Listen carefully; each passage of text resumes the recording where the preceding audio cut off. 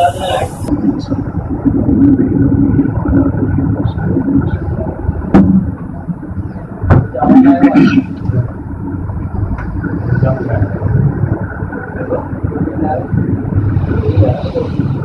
سے کتنے بجے نکلنا ہے؟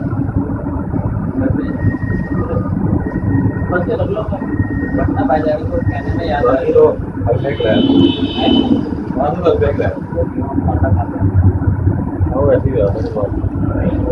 السلام علیکم.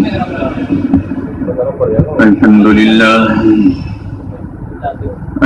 لله نحمده ونستعينه ونستغفره ونؤمن به ونتوكل عليه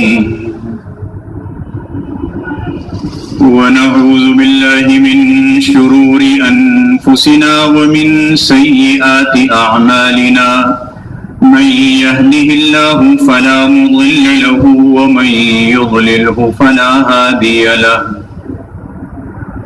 ونشهد أن لا إله إلا الله وحده لا شريك له ونشهد أن سيدنا ونبينا ومولانا محمدا عبده ورسوله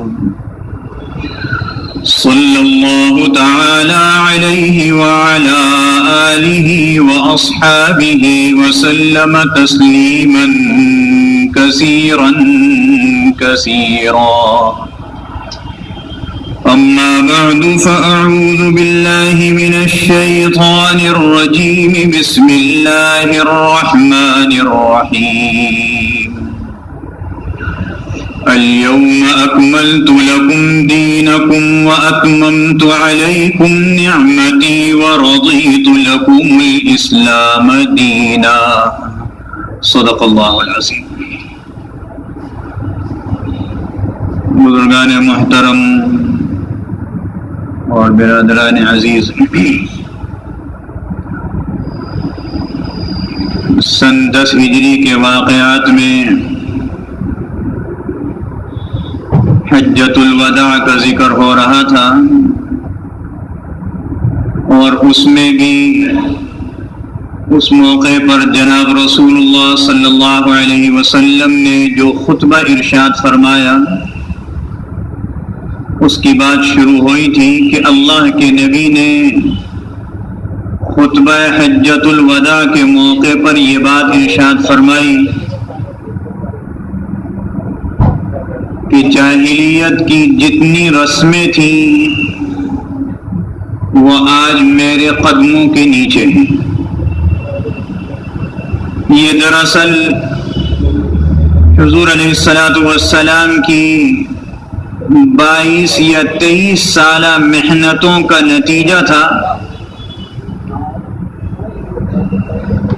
اللہ کے رسول نے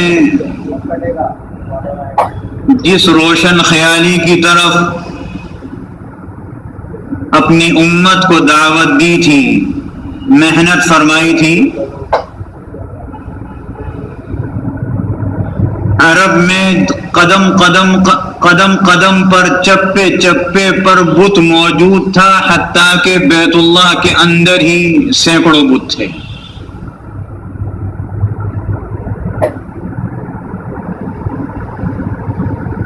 تقریباً 20 سال کی یا 19 سال کی محنت کے بعد جب مکہ مکرمہ پر جناب رسول اللہ صلی اللہ علیہ وسلم کے لائے ہوئے دین کا قبضہ ہوا تو بیت اللہ کو صاف کیا گیا. آج 23 سال کے بعد جب حضور علیہ السلام یہ بات ارشاد فرما رہے ہیں کہ جاہلیت کی رسمیں میرے قدم کے نیچے ہیں، تو آج عرب میں ایک بت خانہ نہیں ہے. یہ اس وقت کی بات کر رہا ہوں. یہ تصور رکھیے کہ حجۃ الوداع کا دن بس، تو 23 سال کی محنت میں ایک نتیجہ یہ آیا کہ قدم قدم پر بت تھے، آج ایک بت خانہ نہیں ہے. یہ تو مت ماری گئی سعودی عرب کی حکومت کی کہ آج بت خانے بھی بنائے جا رہے ہیں دیگر مذاہب کے لیے. ارے دوسرے مذاہب کی عبادت خانے تو تب بنے نا جب وہاں کے وہ مقامی ہوں.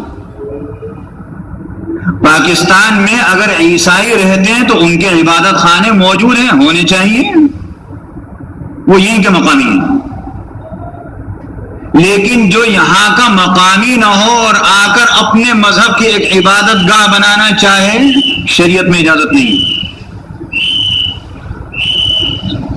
سعودی عرب میں جو عرب موجود ہیں ان عربوں میں سے ایک بھی بت پرست نہیں ہے، تو پھر بت خانہ کس لیے بنا رہا ہوں؟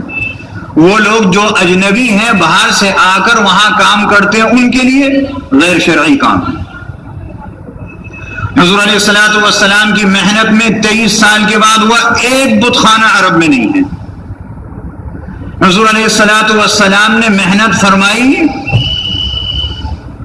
عرب کے اندر کاروبار کے طور پر سود کا رواج تھا، اس کو بھی کاروبار سمجھتے تھے۔ مجھ سے 1 روپیہ کسی نے قرض لیا، بس سود شروع ہو گیا۔ حضور علیہ الصلوۃ والسلام کی 23 سال کی محنت کے بعد سود کا رواج نہیں۔ عرب کے اندر جہاں نکاح ہوتے تھے تو بغیر نکاح کے بھی فائدہ اٹھاتے تھے۔ حضور علیہ الصلوۃ والسلام کی 23 سال کی محنت کے بعد عرب کے اندر زنا نہیں ہے۔ حضور علیہ الصلوۃ والسلام جب آپ کی بعثت ہوئی تو ہم جنس پرستی تھی، 23 سال کی محنت کے بعد عرب کے اندر ہم جنس پرستی نہیں تھی۔ حضور علیہ السلام روشن خیالی کی طرف لائے، اور یہ روشن خیالی فطرت کے مطابق تھی۔ حضور علیہ الصلوۃ والسلام کی جب بعثت ہوئی تو قبائل چھوٹی چھوٹی سی باتوں پر آپس میں سالہ سال تک، صدیوں تک لڑتے تھے۔ حضور علیہ الصلوۃ والسلام 23 سال کی محنت کے بعد جب خطبہ حجۃ الوداع ارشاد فرما رہے ہیں تو یہ جنگ و جدل نہیں تھا، یہ آپ کی محنتوں پر۔ تو حضور علیہ السلام نے فرمایا کہ جاہلیت کی رسمیں آج میرے قدموں کے نیچے ہیں۔ وہیں حضور علیہ الصلوۃ والسلام نے ایک بات اور ارشاد فرمائی۔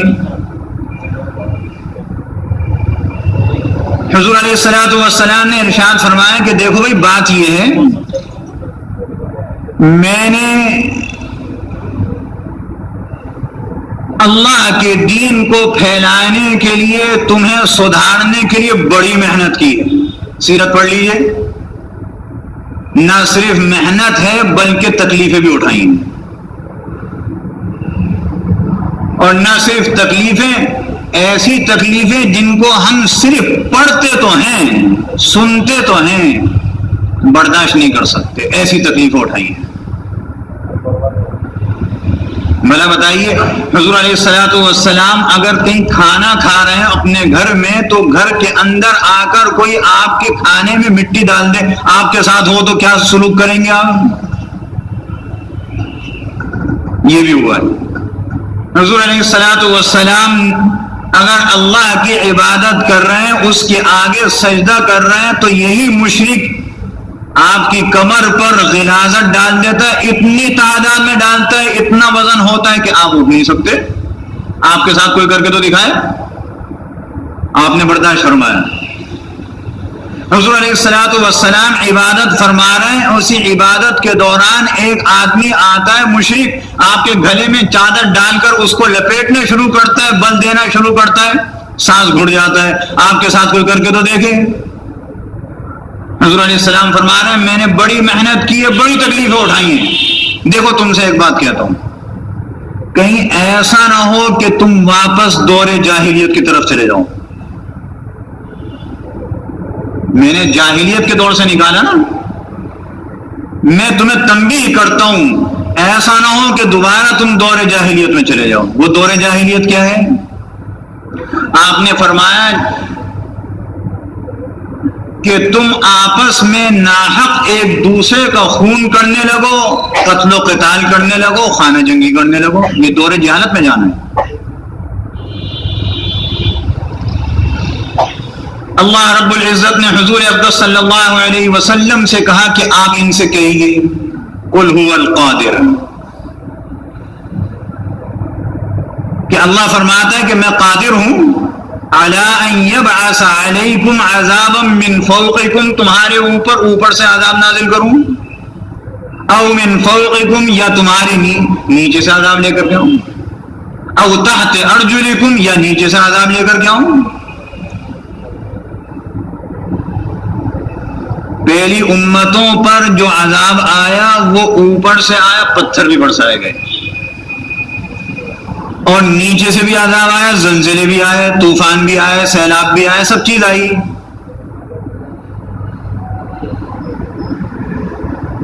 لیکن اس امت کو ایک الگ عذاب آئے گا، اس پر بھی قادر ہوں۔ او یلبسکم شیعا، گروہ گروہ بنا دیے تمہارے، ویذیق بعضکم بأس بعض، اور ایک دوسرے کے ساتھ تمہیں لڑا دیں۔ یہ عذاب کی شکل ہے۔ حضور اقدس صلی اللہ علیہ وسلم نے مدینہ طیبہ میں ایک جگہ ہے، آج بھی وہاں ایک مسجد بنی ہوئی ہے، اس کا نام ہے مسجد اجابہ۔ 3 دعائیں فرمائی تھی۔ ایک دعا یہ تھی کہ اے اللہ، میری امت جو ہے وہ اجتماعی طور پر قحط سالی سے ہلاک نہ ہو۔ اللہ نے فرمایا نہیں ہوگی، دعا قبول ہو گئی۔ دوسری دعا فرمائی، اے اللہ میری امت اجتماعی طور پر غرقابی کے عذاب میں، ڈوبنے کے عذاب میں گرفتار نہ ہو۔ اللہ نے فرمایا نہیں ہوگی، دعا قبول ہو گئی۔ تیسری دعا فرمائی، عرض کیا اللہ سے، اے اللہ میں یہ بھی چاہتا ہوں کہ میری امت آپس میں نہ لڑے۔ اللہ نے فرمایا یہ نہیں ہوگا، یہ اپنی بدعمالیوں کی وجہ سے آپس میں لڑے گی، اتنی لڑے گی دنیا تماشا دیکھے گی۔ دیکھیے سعودی عرب کی یمن سے ہو رہی ہے، ایک زمانے میں ایران کی عراق سے ہوئی، کویت سے ہوئی، کیا تھا یہاں آپس میں ایک ہی ملک کے اندر آپس میں قبیلے کے قبیلے لڑ رہے ہیں، یہ کیا ہے؟ جب ایسی جنگیں ہوتی ہیں دنیا تماشا دیکھتی ہے۔ اللہ نے فرمایا یہ نہیں ہوگا، دنیا تماشا دیکھے گی۔ یہ کیوں ہوگا؟ یہ بدعمالیوں کی بدولت ہوگا، یہ عذاب ہوگا ہماری طرف سے کہ تمہیں گروہ کر دیا جائے اور بعض کو بعض سے لڑا دیا جائے۔ تو اللہ کے رسول نے فرمایا دیکھو ایسا نہ ہو، اگرچہ اللہ نے مقدر میں تو یہی لکھا ہے جو ہو رہا ہے، لیکن اللہ نے یہ تو نہیں کہا نا جب مقدر میں لکھا ہے تو دعا کرنا اور اسباب اختیار کرنا چھوڑ دو، یہ تو کہیں بھی نہیں ہے۔ اللہ کے رسول نے اسی کو فرمایا دیکھو دور جاہلیت کی طرف مت جانا، یہ عذاب ہے کہ ایک دوسرے کو قتل کرنا اور ناحق خون کرنا، ایک دوسرے کے ساتھ لڑنا، یہ ایسا ہے کہ جیسے دور جاہلیت کی طرف چلے جاؤ۔ میری محنت کے بعد آج ایسا ہے کہ آج لڑائی نہیں ہے۔ دو چیزیں ہو گئیں۔ تیسری چیز اللہ کے رسول نے فرمایا کہ دیکھو فخر مت کرنا۔ آج میرے 23 سال کی محنت کے بعد فخر ختم ہو گیا، ورنہ یہ عرب کے اندر یہ عرب ہی ان کو اسی لیے کہا جاتا ہے کہ یہ فصیح و بلیغ لوگ ہیں۔ عرب کے معنی ہی فصاحت کے ہیں، اور اس کے بالمقابل عرب کے باہر کے جو لوگ ہیں ان کو گونگا کہا جاتا ہے، کہتے ہیں یہ عجم ہے۔ عجم کے معنی گونگے کے، ان کے منہ میں زبان ہی نہیں ہے، کہہ نہیں سکتے کچھ۔ حضور علیہ الصلوۃ والسلام ارشاد فرماتے ہیں دیکھو فخر مت کرنا، میری محنت کے بعد آج فخر ختم، نسلی بھی، زبانی بھی، علاقائی بھی، ہر طرح کا فخر ختم، کوئی تعصب نہیں۔ دیکھیے تعصب کس طرح ختم ہوا۔ حضرت بلال حبشی رضی اللہ عنہ، حبش کے رہنے والے، کالے کلوٹے، بالکل سیاہ، فتح مکہ ہوا، حضور علیہ السلام نے فرمایا کعبے کی چھت پہ کھڑے ہو کے اذان دو۔ عربی تو نہیں ہے، عجمی ہیں، قریشی بھی نہیں ہے، غیر قریشی ہیں۔ قریشی اتنا فخر کرتے تھے کہ اگر قریشی شخص غیر قریشی قبیلے کے کسی آدمی کو قتل کر دے تو قصاصاً وہ قریشی کو قتل نہیں کر سکتا تھا۔ اگر کوئی غیر قریشی کو قتل کر دے تو اس کے بدلے میں 2 آدمی قتل کیے جاتے تھے. اللہ کے رسول نے فرمایا فخر ختم، نہ قبائلی فخر، نہ خاندانی فخر، کچھ بھی نہیں. حضرت بلال رضی اللہ عنہ کو کعبے کی چھت پہ چڑھا دیا. مکہ مکرمہ میں مشرکین کے ایک سردار ہیں، وہ جب بلال حبشی کو کعبے کی چھت پر اذان دیتے ہوئے دیکھتے تو کتابوں میں آتا ہے کہ اپنی آنکھوں پہ یوں ہاتھ رکھ لیتے ہیں اور ایک بات کہتے ہیں اپنے باپ کو مخاطب کر کے، کہتے ہیں اے میرے باپ، بڑا خوش قسمت ہے نا تو، یہ دن دیکھنے سے پہلے تو دنیا سے چلا گیا. آج میں اپنی آنکھوں سے یہ دیکھ رہا ہوں کہ ایک غیر قریشی شخص، ایک کالا آدمی بیت اللہ کے چھت پہ کھڑا ہو کے اللہ کے الفاظ کو پکارتا ہے، اذان دیتا ہے. تو کتنا خوش قسمت ہے نا، تجھے یہ دیکھنے کا موقع نہیں دیا اللہ نے. فخر دیکھو اس کا. اللہ کے رسول نے یہ فرق ختم فرمایا. اور یہ فرق آج پھر مسلمانوں کے اندر ہے نا، عربوں کے اندر ہے، ہمارے اندر ہے، ہر برادری والے کے اندر ہے. جب وہ بات کرتا ہے تو کہتا ہے معلوم ہوتا ہے اس سے زیادہ متعصب کوئی نہیں ہے. اللہ نے اس تعصب کو ختم فرمایا اللہ کے رسول کے ذریعے سے. ایک تابعی ہیں حضرت عطا ابن رباح رضی اللہ عنہ. تابعی کسے کہتے ہیں؟ جس نے ایمان کی حالت میں کسی صحابی کی خدمت میں بیٹھا ہو، اس سے ملاقات ہوئی ہو اور اسی ایمان کی حالت میں دنیا سے گیا ہو، انتقال ہوا، اس کو کہتے ہیں تابعی. یہ حضرت عطا ابن رباح بہت بڑے محدث، بہت بڑے فقیہ، مکہ مکرمہ میں ان سے بڑا عالم کوئی نہیں تھا.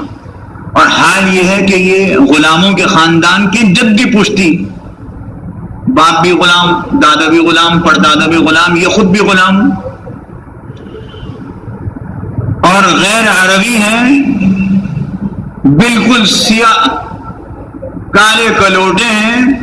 کتابوں میں لکھا ہے ناک ایسی ہے جیسے لوبیا، کوئی خوبصورت شکل نہیں ہے، لیکن اللہ نے ان کو تابعی بنایا ہے. اس زمانے کا خلیفۃ المسلمین امیر المؤمنین سلیمان ابن عبد الملک حج کرنے آئے. انہیں کچھ مسئلے پوچھنے کی ضرورت پڑی. بڑے بڑے علماء بھی عطا ابن رباح سے مسئلے پوچھتے ہیں. ان کو حج کے 2-4 مسائل پوچھنے کی ضرورت پڑی تو عطا ابن رباح کے پاس جب حرم محترم میں گئے تو نماز پڑھ رہے تھے، نفلیں پڑھ رہے تھے، سنتیں پڑھ رہے ہوں گے. یہ جا کے ان کے پیچھے بیٹھ گئے. حضرت عطا ابن رباح رحمہ اللہ تعالی نے سلام پھیرا اور سلام پھیرنے کے بعد یوں منہ گھما کے کہا فرمائیے کیا بات ہے، کیسے آئے؟ انہوں نے کہا حضرت 2-3 مسئلے پوچھنے. اور یہ اسی طرح بیٹھے ہیں بیت اللہ کی طرف رخ کر کے، وہ امیر المومنین پیچھے بیٹھے ہیں اور یہ یوں ہی منہ گھما کے ان کو مسئلے بتلا رہے ہیں. جب مسئلے پوچھ لیے، یہ امیر المومنین سلیمان ابن عبد الملک کھڑے ہو گئے. بیٹے ان کے ساتھ تھے تو بیٹے سے کیا کہتے ہیں؟ بیٹا علم حاصل کرو. علم، یہ علم ہی تو ہے کہ آج امیر المومنین عطا ابن رباح کے سامنے ذلیل ہو کر کے آئے ہیں. یہ علم ہی تو ہے. علم ایسی چیز ہے کہ انسان کی جو اندر کی خرابیاں ہوتی ہیں، جو ظاہری خرابیاں ہوتی ہیں، علم اس کو ڈھانپ لیتا ہے. بیٹا علم حاصل کرو. آج تمہارے باپ کو ان سے مسئلہ پوچھنے کی ضرورت اسی لیے تو پیش آئی نا کہ میرے پاس علم نہیں تھا، ورنہ عطا ابن رباح کو دیکھو، کوئی اتنا بڑا آدمی تو نہیں ہے، علم کی وجہ سے بڑا ہو گیا. تو اللہ کے رسول نے فرمایا کہ بھائی فخر کوئی چیز نہیں ہے، فخر ختم ہو گیا. اور یہ فخر ختم ہوا تھا تبھی تو بلال حبشی نے بیت اللہ کی چھت پہ اذان دی تھی، ورنہ جو یہ صحابہ کرام کی اکثریت تھی یہ تو خدا رب تھی. 3 چیزیں ہو گئی. چوتھی چیز، اللہ کے رسول نے اسی خطبہ حجۃ الوداع میں اعلان فرمایا کہ میں اللہ کا آخری نبی ہوں اور تم آخری امت ہو. میرے بعد نہ کوئی نیا نبی آئے گا اور نہ تمہارے بعد کسی نبی کی کوئی امت آئے گی. میں آخری نبی ہوں. حضور علیہ الصلوۃ والسلام آخری نبی ہیں، اسی لیے تو کہتے ہیں خاتم النبیین. خاتم یا خاتم تاکہ زبر کے ساتھ یا زیر کے ساتھ دونوں طرح ہیں. خاتم النبیین، خاتم النبیین. خاتم کہتے ہیں انگوٹھی کو. حضور علیہ الصلوۃ والسلام انبیاء علیہ الصلوۃ والسلام میں سے وہ شخصیت ہیں کہ آپ کی ذات پر نبوت کا سلسلہ ختم ہو گیا. جب پہلے زمانے میں کسی کو خط لکھتے تھے تو مہر لگایا کرتے تھے، اور مہر کا یہ رواج اس طریقے سے تھا، انگوٹھی بنی ہوتی تھی، اس انگوٹھی سے مہر لگا دیا کرتے تھے. اس لیے کہتے ہیں خاتم النبیین، ایسا نبی جس پر یہ سلسلہ ختم ہو گیا. بس حضور علیہ الصلوۃ والسلام حجۃ الوداع کے موقع پر یہ ساری باتیں کیوں ارشاد فرما رہے ہیں؟ اس لیے کہ آپ جس مقصد کے لیے دنیا میں بھیجے گئے تھے وہ مقصد پورا ہو گیا. دنیا کی واحد شخصیت ہیں آسمان کے نیچے زمین کے اوپر کہ جو یہ کہہ سکتے ہیں، جن کے متعلق کہا جا سکتا ہے کہ جس مقصد کے لیے آئے تھے وہ مقصد پورا کر کے گئے. اس کے علاوہ دوسری کوئی شخصیت نہیں ہے. جس کام کے لیے بھیجے گئے تھے کام پورا ہو گیا. جبھی تو اللہ فرما رہا ہے الیوم اکملت لکم، تمہارے لیے میں نے آج کے دن مکمل کر دیا. دینکم، تمہارا دین. واتممت علیکم نعمتی، اور تمہارے لیے تمام کر دی میں نے اپنی نعمت. اور وہ کیا نعمت ہے؟ یہ دین جس کا ذکر ہوا. وَرَضِيتُ لَكُمُ الْإِسْلَامَ دِينًا، اور تمہارا رب تمہارے دین ہی سے راضی ہے، اس کے علاوہ کسی چیز سے راضی نہیں ہے. جب یہ دین مکمل ہو گیا، جس مقصد کے لیے بھیجے گئے تھے وہ مقصد پورا ہو گیا، تو حضور علیہ الصلوۃ والسلام کی دنیا سے جانے کا وقت آ گیا. حضور علیہ الصلوۃ والسلام تو قیامت کی سب سے پہلی نشانی ہے. کیوں؟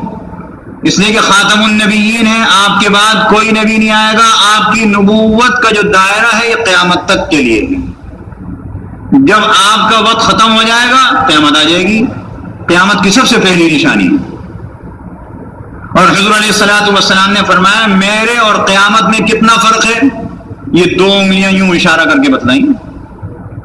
یہ درمیان کی انگلی شہادت کی انگلی سے کتنا آگے؟ فرمایا بس یہ جتنا پیچھے بس اتنا ہی فرق ہے مجھ میں اور قیامت میں، اس سے زیادہ فرق نہیں ہے. اور قرآن مجید کی ایک آیت نازل ہوئی، اللہ کے رسول کو اللہ نے بتلا اقتربت الساعہ، ان سے کہیے تو صحیح قیامت بہت قریب ہے. جبھی تو حضور علیہ السلام کی بعثت ہوئی ہے کہ آخری نبی ہیں. آپ نے فرمایا میں اللہ کا آخری نبی اور رسول ہوں، تم آخری امت ہو، میرے بعد کوئی نبی نہیں آئے گا، تمہارے بعد کوئی امت نہیں آئے گی. اور دیکھیے غزوہ تبوک کے موقع پر جب حضور علیہ الصلوۃ والسلام تبوک تشریف لے گئے، عرب سے باہر کی جنگ ہے. 1 مہینہ جانے میں لگا، 1 مہینہ آنے میں لگا، 1 مہینہ وہاں قیام کیا، 3 مہینے ہو گئے. جب اتنا بڑا سفر تھا تو حضور علیہ الصلوۃ والسلام نے حضرت علی رضی اللہ عنہ کو کہا کہ آپ ہمارے گھر پہ رہیے، گھر کے جو لوگ ہیں، اتنا بڑا سفر ہے تو گھر میں بھی تو کوئی ایسا ہونا چاہیے نا جو امور انجام دے. اور مدینہ منورہ میں اپنا خلیفہ بنایا، اپنا نائب بنایا حضرت عبداللہ ابن ام مکتوم رضی اللہ عنہ کو، اور حضرت علی رضی اللہ عنہ کو گھر کا نائب بنایا. حضرت علی نے فرمایا یا رسول اللہ صلی اللہ علیہ وسلم پہلی مرتبہ باہر کی جنگ ہے اور میں گھر پر رہوں. آپ نے فرمایا علی کیا تم نہیں چاہتے کہ جیسے موسیٰ علیہ الصلوۃ والسلام کی نسبت ہارون علیہ الصلوۃ والسلام کے متعلق تھی، میری تمہاری نسبت ایسی ہو؟ ہارون علیہ السلام بھائی ہیں حضرت موسیٰ علیہ السلام کے، بڑے بھائی ہیں. اور موسیٰ علیہ الصلوۃ والسلام کی دعا سے اللہ نے ان کو نبی اور رسول بھی بنایا. حضرت موسیٰ علیہ السلام کوہ طور پر جاتے ہیں تو ان کو اپنا نائب بنا کے چلے جاتے ہیں. تو یہاں ایک شبہ آ گیا نا، اللہ کے رسول فرما رہے ہیں کہ تمہاری نسبت ایسی ہو جیسے موسیٰ کے ساتھ ہارون کی. تو شبہ آ گیا، ہارون علیہ السلام تو نبی تھے، تو اللہ کے رسول نے فوراً اس کی وضاحت فرمائی اسی وقت کہ بھئی بات یہ ہے کہ تمہاری نسبت ایسی تو ہے لیکن دیکھو میرے بعد کوئی نبی نہیں ہوگا، تم نبی نہیں بن سکتے. جہاں ایسا شبہ آیا 100 سے زیادہ احادیث اور روایات ہیں اس معاملے میں کہ اللہ کے رسول نے فرمایا کہ میں آخری نبی ہوں. حضرت مولانا مفتی محمد شفیع صاحب رحمۃ اللہ علیہ نے ایک کتاب لکھی ہے ختم نبوت کے عنوان سے، اس میں یہ ساری روایات جمع کی ہیں. تو اللہ کے رسول نے فرمایا میں آخری نبی اور تم آخری امت ہو. اس لیے اللہ کے رسول کو آخری نبی ہی ماننا چاہیے. جب تک آخری نبی نہیں مانیں گے ہمارا ایمان مکمل نہیں ہوگا. باقی انشاءاللہ آئندہ جمعہ عرض کیا جائے گا. اللہ رب العزت عمل کی توفیق عطا فرمائے. وآخر دعوانا الحمدللہ رب العالمین.